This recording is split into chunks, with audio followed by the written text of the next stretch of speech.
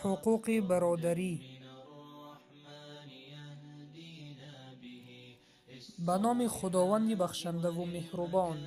یکی از چیزهایی که برادری مسلمانت را شادمان می کند این است که او را با همان اسمی که دوست می دارد صدا بزنی. همچنین ملاقات برادر مسلمان با چهره باز و خندان سبب می شود تا برادر مسلمانت خوشحال گردد.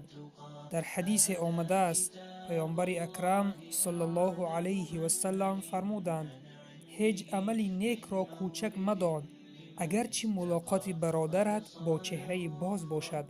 و در جای دیگر فرمودند لبخند زدن به چهره برادرت صدقه است. فرصت دادن به برادری مسلمان تا به تو درباره احوال خویش سخن گوید، همچنین پرسیدن از اوضاع عمومی و خصوصیش در مواردی که سوال اشکالی ندارد او را شادمان می‌گرداند. علاوه بر این باید به امور برادری مسلمان اهتمام ورزید. بزرگوار گفته است هر کس به امور مسلمان اهمیت ندهد از آنها نیست. الله سبحانه و تعالی می فرماید و مردان و زنان مؤمن یاوران یکدیگرند.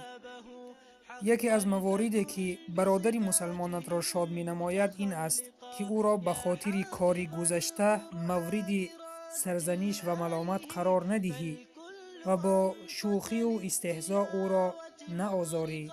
در حدیث از پیامبر اکرم صلی الله علیه و سلم روایت شده است که فرمودند با برادرت بحث و شوخی نکن و به او وعده مده که خلاف نمایی. برادر و خواهر عزیزم، حقوق برادران خود را رعایت نمایید و همیشه یکدیگر را به کارهای خیر دعوت نموده از کارهای شر و از گناه باز دارید تا در این دنیا و آخرت از جمله نجات یافتگان باشیم.